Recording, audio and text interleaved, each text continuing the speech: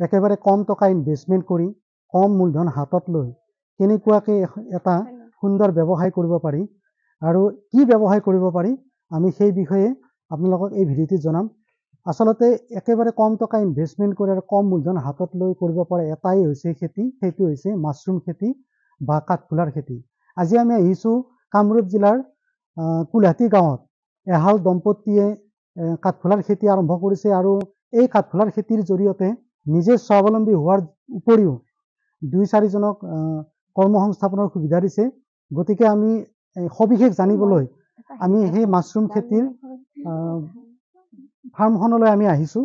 আপোনালোকক সবিশেষ দেখুৱাম কিদৰে এখন মাছৰুম খেতি কৰিব পাৰি আৰু লগতে এখন বজাৰ কেনেকুৱাকৈ দখল কৰিব পাৰি আৰু তাৰ লগতে মাছৰুমৰ খেতিৰ সবিশেষ আমি এই ভিডিঅ'টোৰ জৰিয়তে আপোনালোকক দেখুৱাম। আহক তেতিয়াহ'লে ভিডিঅ'টো আৰম্ভ কৰোঁ। আমি আহিছোঁ কুলহাটী গাঁৱৰ মাছৰুম এখন ফাৰ্মলৈ। আমি চিনাকি কৰি দিবলৈ ওলাইছোঁ। আমি চিনাকি কৰি দিয়াৰ আগতে মই নিজে তেওঁক চিনাকিটো দিবলৈ মই অনুৰোধ জনাইছোঁ। হয়, নমস্কাৰ। মোৰ নাম লতিকা ডেকা। মই কুলহাটীত থাকোঁ আৰু কুলহাটী হাজো চাৰ্কল পৰে আমাৰ, হাজো কুলহাটী। হ'লে মই কাঠফুলাৰ খেতি যোৱা 3 বছৰৰ পৰা কৰি আছোঁ আৰু যোৱা 2 বছৰ মই ছ'চিয়েল মিডিয়াত আহিছোঁ। নিশ্চয়কৈ বহুতে ভিডিঅ' চাই আছে। অসমৰ মানুহৰ লগতে বহুত বাহিৰৰ পৰা ফোন মোৰ তাত বৰ্তমান আহি আছে। ছ'চিয়েল মিডিয়াত অহাৰ মেইন কাৰণটোৱে আছিল যে কাঠফুলা খেতিবিধ আমাৰ মানুহে বিশেষকৈ নাজানে, মেক্সিমাম মানুহে নাজানে। আনকি মই যেতিয়া খেতি কৰিছিলোঁ তেতিয়া আমাৰ ঘৰৰ কাষৰ মানুহে নাজানে এইবিধ আচলতে কি খেতি হয়। আচলতে ময়ো এই অঞ্চলত কাঠফুলাৰ খেতি মই দেখা নাই। সঁচাকৈ ভাল লাগিছে। আমাৰ এই অঞ্চলত উদ্যমী যুৱক যুৱতীয়ে কাঠফুলাৰ খেতি আৰম্ভ কৰিছে, দেখিয়ে ভাল লাগিছে। গতিকে সবিশেষ জানিবলৈ চেষ্টা কৰিম। কেতিয়া আমি ইতিমধ্যে ক'লে যে 3 বছৰ হ'ল, কাঠফুলাৰ খেতি কিমান মানে লাভজনক? কাঠফুলাৰ খেতি লাভজনক। এতিয়া বহুতে কৈ আছে, গোটেই অসমৰ পৰা কেইজনমান খেতিয়কে মোৰ তাত মেছেজ কৰি আছে যে আমিও কৰিছিলোঁ, আমি মাৰ্কেট নাপালোঁ। এতিয়া মেইনলি মই মাৰ্কেট পাইছোঁ।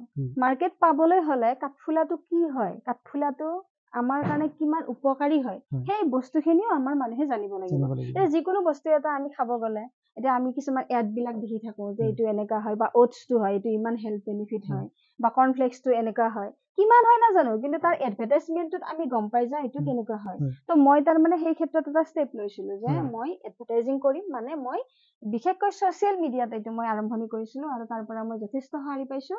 কাঠফুলাৰ মাৰ্কেট আছে। যদি কোনোবাই কাঠফুলা কৰে, কাঠফুলা কৰিলেই নহ'ব, কাঠফুলাৰ লগত জড়িত যিখিনি তাৰ হেল্থ বেনিফিট, প্ৰপাৰ নলেজখিনি জানিব লাগিব। আচ্ছা, প্ৰপাৰ নলেজখিনিৰ কথা আহোঁতে এটা কথা জানিব বিচাৰিম। মই তুমি বুলিয়ে কৈছোঁ, তুমি ক'ত ক'ত প্ৰশিক্ষণ লৈছা আৰু কেনেকুৱাকৈ কামখিনি আৰম্ভ কৰিছা আমাক দেখাই দিলে ভাল পাম। হয়, মই তাৰমানে প্ৰশিক্ষণ বুলি ক'লে মই গুৱাহাটী খানাপাৰাত লৈছিলোঁ। আমাৰ যিটো হৰ্টিকালচাৰ ডিপাৰ্টমেণ্ট আছে আছাম গভৰ্ণমেণ্টৰ, মই তাতে এটা 7 দিনীয়া প্ৰশিক্ষণ এটা লৈছিলোঁ। মোৰ প্ৰশিক্ষণ ল'ব দিন হ'ল, কিন্তু মোৰ অলমষ্ট 6 years হ'ল, 5 years হৈ গৈছে আৰু। কিন্তু মোৰ কাম কৰোঁতে 2 বছৰ লেট হৈছিল আৰু কিবা কিবি অসুবিধাৰ কাৰণে।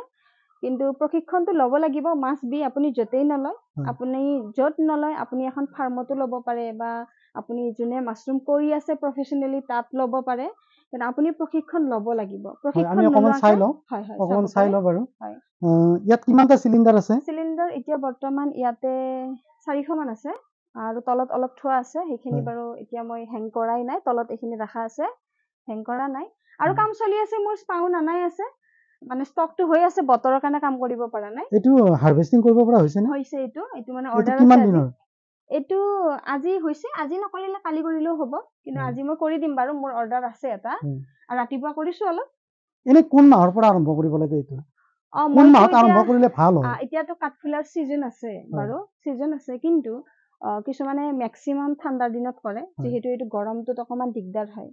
কিন্তু মই আকৌ গোটেই বছৰ কৰোঁ। গোটেই বছৰ কৰিলে এটা মানে হেৰি থাকে, কাৰণ তেতিয়া চাহিদাটো পোৱা যায়। আৰু এইটো চাগে বেচ বাই বেচ হয়? বেচ বাই বেচ। এইটো ফাৰ্ষ্ট বেচ? এইটো ফাৰ্ষ্ট বেচ। এই 2 লাইন ফাৰ্ষ্ট বেচ, তাৰপিছত এইটো ছেকেণ্ড বেচ, আৰু এইটো এতিয়া থাৰ্ড বেচ চলি আছে। এইখিনি নতুন, এইখিনি যিখিনি ওলাইছে এইখিনি একদম নতুন হয়। নতুনৰ মাছৰুমৰ হেৰিটো গম পাইছে দেখিলে, ইমান ধুনীয়া ওলাইছে, সুন্দৰ হৈছে। এইটো মানে কিমান কিমান দিনৰ মূৰত মানে হাৰ্ভেষ্টিং কৰিব পাৰি? এইটো চাব, ইয়াৰে যিটো হেৰি আছে, এইটো পিন হেড, এইটো ফাৰ্ষ্ট এইটো ওলাইছে আপোনাৰ, এইটো আজি ওলাইছে, এইটো এইটো এইটো পিন হেড হয়, এইটো আজি ওলাইছে। ইয়াৰ পিছৰ ষ্টেপটো দেখাইছো বাৰু, সেইটো একদিনত, আৰু এইটো দ্বিতীয় দিনা এনেকুৱা ফৰ্মেশ্যন হ'ব, তাৰ এনেকুৱা হ'ব, থাৰ্ড ডেট তাৰ এনেকুৱা হ'ব, আৰু ফ'ৰ্থ ডেট দিনা এনেকুৱা হ'ব, ফিফ্থ ডেট দিনা এনেকুৱা হ'ব, ছিক্স ডেট এনেকুৱা হ'ব, 7 ডেজত এনেকুৱা হ'ব ফৰ্মেশ্যন। একে লাইনত আছে কাৰণে মই গোটেইখিনি দেখাই দিছো। এনে ঠাণ্ডাৰ দিনত আৰম্ভ কৰিলে অক্টোবৰ মাহৰ পৰা চাগে ষ্টাৰ্ট কৰিলে বেছি ভাল হয়। অক্টোবৰ ছেপ্টেম্বৰৰ পিছৰ ফালৰ পৰা কাম আৰম্ভ কৰিব পাৰিব, কথা নাই। ইয়াৰ যিটো বীজটো ক'ৰ পৰা অনা হয়? বীজটো আমাৰ আছাম গভৰ্ণমেণ্টৰ যিটো মানে আমাৰ হৰ্টিকালচাৰ ডিপাৰ্টমেণ্ট আছে খানাপাৰাত, তেওঁলোকে যোগান ধৰে, আমি তাৰ পৰা আনিছিলো আগতে। কিন্তু মই মেক্সিমাম বুলি নকৰিলে মই এইবছৰ গোটেই ৱেষ্ট বেংগলৰ পৰা আনিছো, কলকাতাৰ পৰা।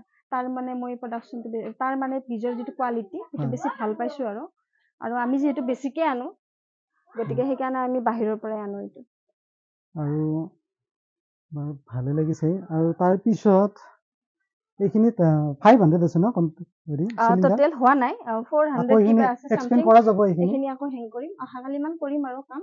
এনে কিমান ব্যৱসায়টো আৰম্ভ কৰিবলৈ মিনিমাম কিমান মানে মূলধনৰ প্ৰয়োজন? মূলধনটো সেইটো আপোনাৰ কি কি সম্বল আছে সেইটো কথা। যিকোনো কাম কৰিব যাওঁতে আমাক সম্বল লাগিব কিছুমান। এটা ঘৰটো লাগিল, আপোনাৰ ইউনিটটো বনাবই লাগিব। মই দেখিছো টিনৰ চালি ধুনীয়াকৈ বনাইছে, টিনৰ চালি, আৰু তাতে মোৰ বাঁহৰ, কিছুমানে বাঁহৰো ষ্টেপ বাই ষ্টেপ কৰি দিয়ে, দিব পাৰে, যাৰ যি মতে দিব পাৰে।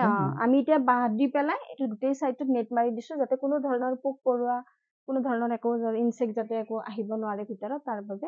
এইখিনিতে আৰু এটা কথা মই জানিব বিচাৰিম, যিটো আমাৰ মাছৰুম খেতিৰ কাৰণে সাৱধানতা, সেই বিষয়ে অকমান কওকচোন। সাৱধানতাটো একদমেই দৰকাৰী। মাছৰুমটো মানে কোনো ধৰণৰ লেতেৰা বা কোনো ধৰণৰ ইনফেকশ্যনৰ লগত আহিব নালাগে। এতিয়া আপোনালোক আহিছে, আপোনালোকক মই চেণ্ডেল খুলি আহিব দিছো, আপোনালোকে বাহিৰৰ পৰা আহিছে, ডাইৰেক্ট মেইনলি হাইজিনটো পুৰা মেইনটেইন কৰিব লাগিব। আৰু ইয়াততো কোনো সম্পূৰ্ণ বস্তুখিনি অৰ্গেনিক হয়, চব অৰ্গেনিক। ইয়াতে মাছৰুমটো এই কাৰণেই আমাৰ কাৰণে বেষ্ট খাদ্য হয় যে এইটো মানে সম্পূৰ্ণ অৰ্গেনিক খাদ্য। ইয়াত কোনো ধৰণৰ কেমিকেল, কোনো ধৰণৰ মেডিচিন ইউজ নহয়, আৰু মেডিচিন ইউজ কৰিলে তাত হিতে বিপৰীত হ'ব। আচলতে আমাৰ মানুহখিনি নাজানে যে কাঠফুলা বা মাছৰুম কিমান শৰীৰৰ বাবে প্ৰয়োজনীয়। যদি সেই সজাগতাখিনি মানে মানুহৰ থাকে, তেতিয়াহ'লে চাগে বজাৰখনো আমাৰ ভাল, আৰু বেছি ভাল হ'ল। সাধাৰণতে আমাৰ গাঁও অঞ্চলত মানে কাঠফুলা বুলি ক'লে অকণমান ভয় কৰে, কিন্তু কাঠফুলাটো শৰীৰৰ বাবে খুবেই প্ৰয়োজন। মই আপোনাৰ কাঠফুলাৰ খেতিখন দেখি খুব ভাল লাগিছে, কাৰণ ইয়াত সম্পূৰ্ণ হাইজেনিক। আমি নিজেও চেণ্ডেল খুলি আহিছো, আৰু ইয়াত চাগে কিবা কিবি থোৱা হয়, পানীটো ছটিয়াই থাকিব লাগে, পানীটো দিব লাগিব। মোৰ স্প্ৰেয়াৰ আছে, সেইটো এই মেচিনটোৰ বিষয়ে জানিব বিচাৰিম। এইটো কাটাৰ হয়, এটা কাঠফুলা খেৰটো কাটিব লাগে। আমি যিহেতু বেছিকৈ কৰো কামবিলাক, গতিকে খেৰটো কাটিব লাগে। সেই খেৰ কাটাৰ কাৰণে কাটাৰটো, আৰু এটা কপাহ দিব লাগে ন? কপাহ থাকিব, কপাহ দিব লাগিব। সম্পূৰ্ণ পদ্ধতিটো অকমান দীঘলীয়া হয়, সেইটো বাৰু মই পতককে এটা যিকোনো ব্যৱসায়তে ধৈৰ্য নহলে কোনো ব্যৱসায়ত সফল হ'ব নোৱাৰে। সেইটো এতিয়া বৰ্তমান যিটো ধৰক যিটো কষ্ট কৰি আছে, সেই অনুপাতে মানে যিটো হেৰি পাই আছে, ৰেটটো মিলি আছে নে?